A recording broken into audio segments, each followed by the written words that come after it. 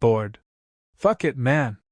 Genya pushed the board aside and stood up. Do you remember how it always ends in all these films? Strayfil? Cyril grinned.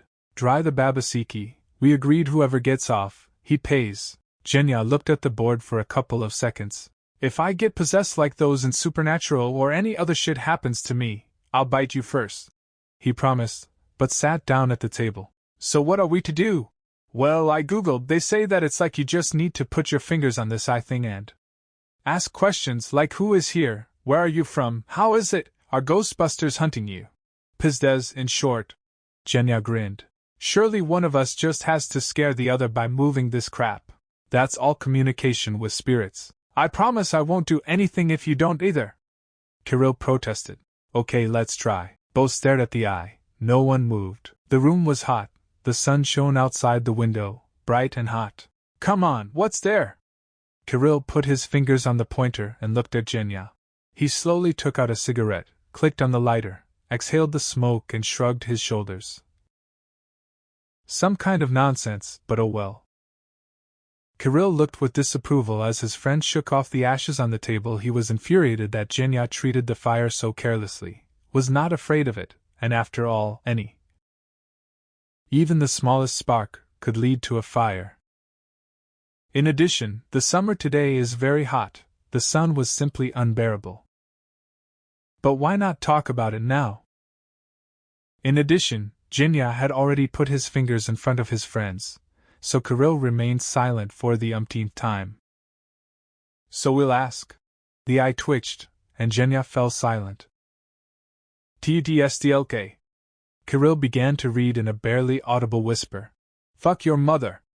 Genya yelled, jumping up in his chair, his gaze lit up with fear. But also with interest. TUNIBDL. Finished the friend and repeated. Is there anyone here? I thought we should be asking the questions. Genya looked at Kirill with all his eyes. The smoke from a forgotten cigarette swirled in the room, soaked in hot air. So do I. Kirill replied, his eyes fixed on the blackboard and on the pointer eye on it. NNN? Genya took a drag, puffed on a cigarette.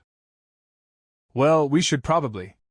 Kirill stopped talking and moved the pointer to the red word, yes, in the corner of the board. Fucking in the mouth. Genya exhaled admiringly, watching how the pointer slid across the board, showing more and more new letters. What is your name? Oh? Kirill squeezed out, his voice trembling a little, sweat rolling down his face, illuminated by the light of the setting sun. He quickly moved the signs letter by letter. Kirill Evgeny. Everything froze.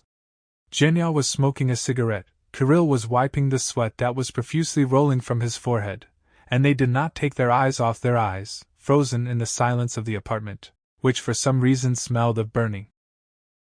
And this light from the sun, it was too bright, as if the light itself was burning with bright flames. And then the eye moved. No, I don't understand. What the hell is this, Kiria? Genya yelled, his face stretched, it became pale, and at the same time there was understanding on it. What the hell does that mean? The eye stopped, running through the letters, forming a sentence. KKVSUMRLI. Sent to us by a woman, the wife of the protagonist. Further, the story will be conducted on her behalf. My husband's name was Yegor Mihailovich. He was 60 years old. Recently, he constantly complained that his late brother Nikolai appeared to him. And Igor knows why. It all started in the distant times of perestroika. Both brothers easily climbed the career ladder. Igor walked along the party line, Nikolai excelled in trade. And everything was fine until the collapse of the USSR. In addition to the Communist Party, other ideological associations also appeared. Igor was not destiny, he was disappointed and depressed. I got a low-paying job. His older brother, Nicholas, on the contrary, used the situation in the country to his advantage. Very quickly, he retrained in the metallurgical sector, buying up the shares of factories. Money flowed to him like a river. After one of the major transactions, Nikolai ordered an expensive signet ring made of platinum. The product was decorated with 4 large diamonds of the purest water. At the sight of the ring, Jaeger felt something shrink inside him. He liked the ring so much. But he didn't show it. Nicholas had no idea about the desires of his brother. He never refused Jaeger, and if he knew how much the ring charmed his younger brother, then, most likely, he would have presented it to him. But this was higher than the proud Jaeger, and for many years he was silent. A few years later, Nikolai became very ill. Oncology was discovered. He traveled to all the leading clinics in the world, but medicine was powerless. The man melted before his eyes and soon died. Yegor Mihailovich already felt the weight of the signet on his finger. After all, his brother had no heirs, except for his wife, and Yegor was sure that she would give the ring to him. But Nikolai's wife, following his will, decided to bury her husband with a ring on his finger.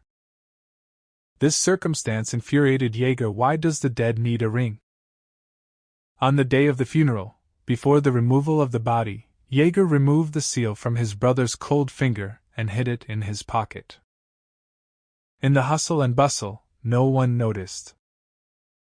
At night, the older brother had a dream. He swore at Yegor, demanded to give his ring. At first, the man thought that it was his conscience that tormented him. Yegor was an atheist and did not believe in mysticism. However, the dreams recurred almost every night. The elder brother moved from threats to beatings. Waking up in the morning, Yegor often found bruises on his body. Soon Nikolai began to appear to his brother in reality. He appeared not far from Yegor and either persuaded or demanded that the ring be returned to him. Once he appeared and said that he would no longer ask and persuade. Yegor himself would bring him jewelry. And indeed, the vision stopped, but the man began to lose weight before his eyes, lost sleep and appetite. When Yegor went to the doctor, he was given a disappointing diagnosis: cancer. Not believing in the help of official medicine, the man rushed to the witches and sorcerers. True, and there was no support. As a rule, they only tried to extract money from him. Igor remembered that the last time his brother appeared to him was 40 days after his death. He realized that if he had given him the ring earlier, he could have avoided death. And now, it's too late. Yegor Mihailovich was buried with a seal on his finger. He himself brought jewelry to his brother.